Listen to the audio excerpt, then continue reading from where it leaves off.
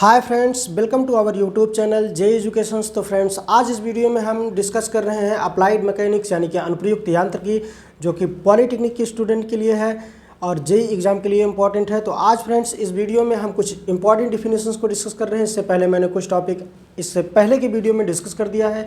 यदि आपने उस वीडियो को नहीं देखा है तो जाकर उसको देखें, तभी आप इस वीडियो को देखें, तभी आपको समझ में आएगा। उसका लिंक आपको डिस्क्रिप्शन बॉक्स में मिल जाएगा। तो आज की इंपॉर्टेंट डिफिनेशंस में हम आज पहले डिफिनेशंस देखेंगे पिंड यानी कि बॉडी। बॉडी क्या होती है फ्रेंड्स? तो बॉडी की बात करें तो बॉडी जो होता है यह किसी पदार्थ का वह भाग होता है जो निश्चित स्थान घेरता है, जिसका मास यानी कि द्रव्यमान तथा वॉल्यूम भी निश्चित होते हैं। तो इसका मतलब है फ्रेंड्स, हमने मास को इसके पहले की वीडियो में डिस्कस किया है। यदि आप मास जानते हैं यानी द्रव्यमान जानते हैं तो द्रव्यमान तथा वॉल्यूम यानी आयतन भी निश्चित होता है। और यह क्या होता है? यह किसी पदार्थ का वह भाग होता है जो निश्चित स्थान घेरता है। तो यही इतना इसका है।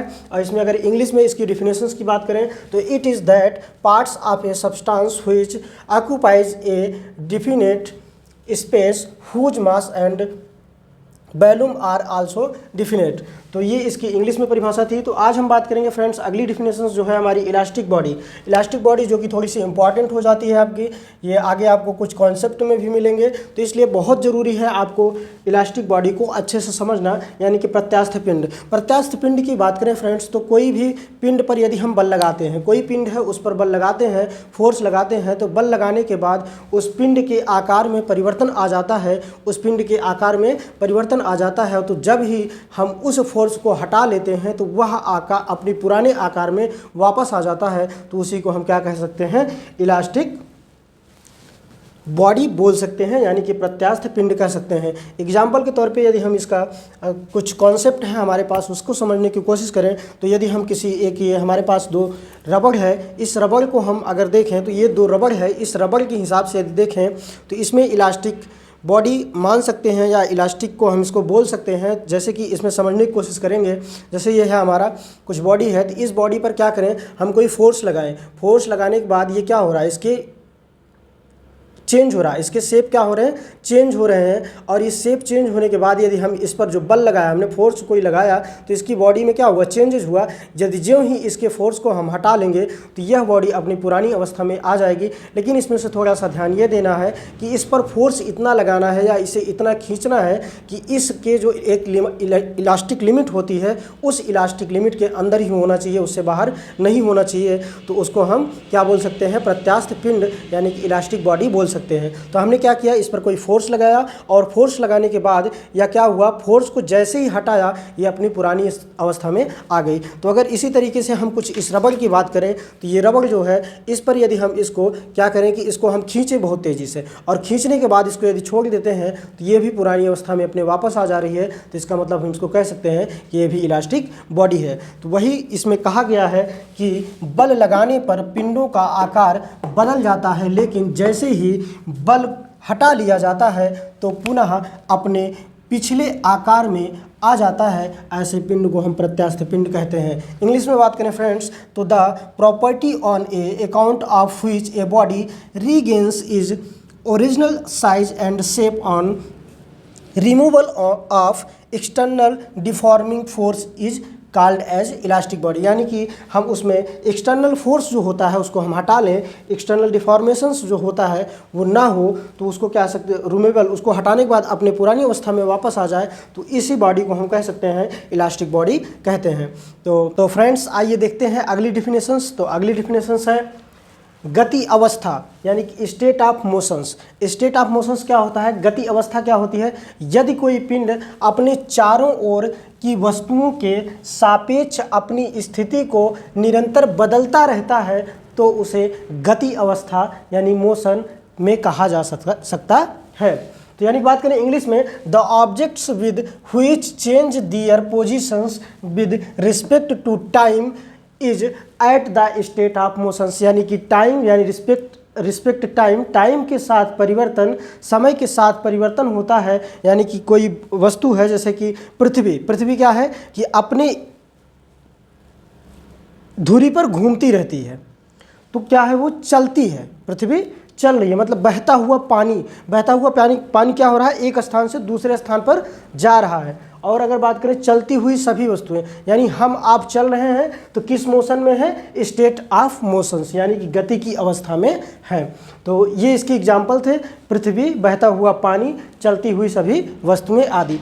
और अगली डिफिनेशन से विरामावस्था, state of rest. State of rest किसको कहते हैं, यदि कोई, सेम यही है जो आपने पढ़ा गति की अवस्था, इसमें क्या हो रहा था भैया, आपका निरंतर बदलता रहता है, निरंतर क्या होता है, स्थिति निरंतर बदलती रहती है, लेकिन आपका जो विरामावस्था होता है उसमें स्थिति निरंतर बदलती नहीं रहती है, वह वस्तु वहीं की वहीं पड़ी रहती है। तो अगर परिभाषा बात करें इसकी क्या होगी, विरामावस्था की, स्टेट ऑफ रेस्ट की, तो यदि कोई पिंड अपने चारों ओर की वस्तुओं के सापेक्ष अपनी स्थिति को नहीं बदलता है, यहाँ पर ध्यान देना, इसमें नहीं बदलता है और इसमें क्या था भैया कि निरंतर बदलता रहता है। तो बस केवल और केवल यही डिफरेंस है, बाकी टोटली आपकी परिभाषा वही है। नहीं बदलता है तो उसे विरामावस्था यानी कि रेस्ट में कहा जाता है। आगे बात करें इसकी, तो the object with the which does not change their positions with respect to time at the state of motions, यानी कि does not change their positions. यहाँ पर अगर बात करें does not change their positions, यानी कि अपनी पोजीशंस में कोई भी चेंजेस नहीं करता है, तो उसको हम विरामावस्था में कह सकते हैं। यानी कि हम मान सकते हैं कि यह बॉडी जो है हमारी स्टेट ऑफ रेस्ट में है। किस में है, स्टेट ऑफ रेस्ट में है। बात करें अगली डिफिनेशंस की, तो इसके अगर विरामावस्था के हम एग्जाम्पल की बात करें, तो एग्जाम्पल जैसे कि पेड़ है, पेड़ क्या है, एक स्थान पर रुका हुआ है, वो कहीं ना तो जा रहा है ना तो आ रहा है, तो पेड़ क्या हो गया आपका स्टेट ऑफ रेस्ट मोशन, यानी कि वो रेस्ट में है, विरामावस्था में। बात करें मकान एक जगह बना दिए आप, उसको दूसरी जगह थोड़ी ना लेके जाएंगे, तो मकान क्या रहेगा आपका, रेस्ट मोशन यानी रेस्ट में रहेगा। दुकानें होंगी, कोई दुकानें हैं, तो ऐसी ही इत्यादि चीज़ें हम बता सकते हैं कि जो हमारी रुकी हुई चीज़ों में होती है उसी को हम विरामावस्था में कहते हैं, यानी कि स्टेट ऑफ रेस्ट कहते हैं। अगली डिफिनेशन है दूरी यानी कि डिस्टेंस। इसको हम थोड़ा सा जल्दी इसलिए लेके चल रहे हैं फ्रेंड्स, क्योंकि ये सब आप पिछली कक्षा में आप पढ़ के आए होंगे। जैसे आपने 10th 12th किया होगा तो उसमें थोड़ा सा आपने इसको पढ़ा होगा, इसीलिए इसको हम थोड़ा सा तेज़ी से लेके चल रहे हैं, क्योंकि बहुत सारी डिफिनेशंस हैं। एक बार आप रिवाइज कर लीजिए और रिवाइज करके आप थोड़ा सा याद हो जाएगा, अपने नोट्स में लिख लेंगे, तो एक बार पलटेंगे भी तो आपको पूरी तरीके से याद हो जाएगा। तो आइए देखते हैं अगली डिफिनेशंस है दूरी यानी कि डिस्टेंस। किसी गतिमान पिंड द्वारा चली गई कुल लंबाई को दूरी कहते हैं। यानी कि यहाँ पर बात करें फ्रेंड्स, तो कोई भी गतिमान पिंड होगा, यानी कि हम मानते हैं यहाँ कोई पिंड है, इस पिंड को कह रहा है क्या कह रहा है फ्रेंड्स, किसी गतिमान पिंड द्वारा चली गई कुल लंबाई, यानी कि ये पिंड यहाँ से यहाँ तक आया, ये पिंड यहाँ से यहाँ तक आया, तो इसको हम क्या कह सकते हैं, इसी को दूरी कह सकते हैं। ये पिंड यहाँ से चल के यहाँ तक गया, तो जो लंबाई में गया उसी को हम क्या कह सकते हैं, दूरी कह सकते हैं। बात करें इंग्लिश में, तो इंग्लिश में फ्रेंड्स होगा, इंग्लिश की बात करें तो इंग्लिश में होगा friends, the total length of the actual path followed by an object is called as distance. यानी कि total length of the actual path, कोई भी पाथ पर यानी कोई रास्ते पर टोटल लेंथ जो उसकी पूरी लंबाई होगी, followed by any object is called as distance, यानी किसी भी ऑब्जेक्ट को फॉलो करते हुए जाती है तो उसी को हम क्या कह सकते हैं, डिस्टेंस कहते हैं, यानी कि उसी को हम दूरी कहते हैं। तो फ्रेंड्स आइए देखते हैं अगली डिफिनेशंस। अगली डिफिनेशंस जो है वो है विस्थापन यानी कि डिस्प्लेसमेंट। डिस्प्लेसमेंट क्या होता है इसके बारे में बात करें तो किसी गतिमान पिंड के आरंभिक तथा अंतिम बिंदु के मध्य सीधी रेखा लंबाई को विस्थापन कहते हैं। अगर हम बात करें इंग्लिश में तो the shortest distance covered in a particular directions by a body while moving from one to another is called its displacement. मतलब फ्रेंड्स ये हुआ, यदि हम किसी गतिमान पिंड के आरंभिक यानी कोई गतिमान पिंड है उसके आरंभिक तथा अंतिम बिंदु के मध्य सीधी रेखा लंबाई को विस्थापन कहते हैं। हम थोड़ा सा यहाँ पे समझने की कोशिश करेंगे, क्योंकि बच्चे दूरी और विस्थापन में कभी कभी कंफ्यूज हो जाते हैं। तो इसलिए यहाँ पे हम देख सकते हैं कि कोई बिंदु से सबसे, यहाँ मान लीजिए कोई बिंदु है, इस बिंदु से इस बिंदु तक जाना है, तो जो शॉर्टेस्ट लंबाई होगी, सबसे कम लंबाई वाली होगी, उसी को हम विस्थापन कहते हैं। अगर हम यहाँ से घूम के जाएंगे या किसी तरीके से दूसरी तरीके से जाएंगे तो उसको दूरी माना जाता है। तो आप दूरी और विस्थापन में हमें लगता है कि नहीं कंफ्यूज होंगे, क्योंकि शॉर्टेस्ट दूरी जो होता है वो विस्थापन होता है, और दूरी जो होती है वो हमेशा शॉर्टेस्ट लंबाई, यानी कि एक बिंदु से, यानी एक पिंड से दूसरे पिंड तक पहुंचना है, तो जो सबसे छोटा शॉर्टेस्ट रूट रहेगा उसी को हम विस्थापन कहते हैं। बाकी जो इस तरीके से गई हुई है इसको हम दूरी कह सकते हैं। तो अगली डिफिनेशंस है वेग, यानी कि वेलोसिटी। वेलोसिटी की बात करें तो एकांक समय में तय किए गए विस्थापन को वेग कहते हैं। तो जैसा कि विस्थापन डिस्प्लेसमेंट हमने यहाँ समझा दिया, तो एकांक समय में तय किए गए विस्थापन, यानी कोई एकांक समय में तय किए गए विस्थापन को वेलोसिटी कहते हैं। बात करें इंग्लिश में परिभाषा की, तो rate of change in displacement with respect to time is called velocities. तो मतलब कि वेग यानी कि v वेलोसिटी बराबर होता है displacement upon time, displacement upon time. इसका जो मात्रक होता है SI मात्रक होता है मीटर पर सेकंड। SI मात्रक क्या होता है फ्रेंड्स इसका? मीटर पर सेकंड। तो आइए देखते हैं अगली डिफिनेशंस। अगली डिफिनेशंस है एक्सेलरेशंस, त्वरण। त्वरण क्या होता है फ्रेंड्स? त्वरण होता है वेग परिवर्तन की दर को त्वरण कहते हैं। वेग परिवर्तन की दर को त्वरण कहते हैं। Accelerations is the rate of change of velocity, यानी कि अगर हम बात करें त्वरण, यानी कि एक्सेलरेशन इक्वल टू होता है वेग में परिवर्तन, यानी change in velocity upon time, यानी कि समय। यानी कि हम कह सकते हैं acceleration equal to change in velocity upon time, या त्वरण बराबर वेग में परिवर्तन बटे समय, जहां हम कह सकते हैं a equal to v minus u by t, इसका मात्रक मीटर पर सेकेंड स्क्वायर होता है। आइए देखते हैं अगली।